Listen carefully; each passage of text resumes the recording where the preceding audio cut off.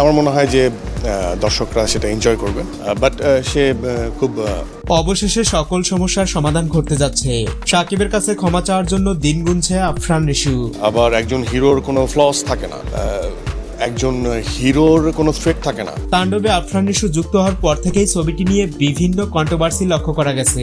নিশু তাণ্ডবে আছে এটা জানার পরেই ছবিটি বয়কটের ডাক দেন সাকিব ভক্তরা। তাদের একটাই দাবি, আফরান নিশু যদি সরাসরি ক্ষমা না চান তাহলে এই ছবি আমরা দেখব না।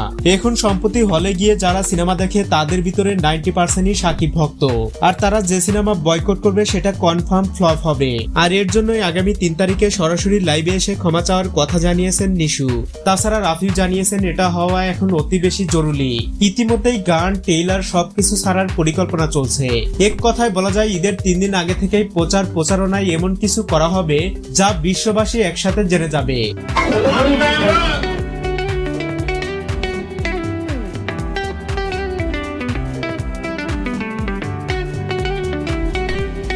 স্বপ্ন দেখে হজতে শিখেছি হয়েছি আকাশেরই মা।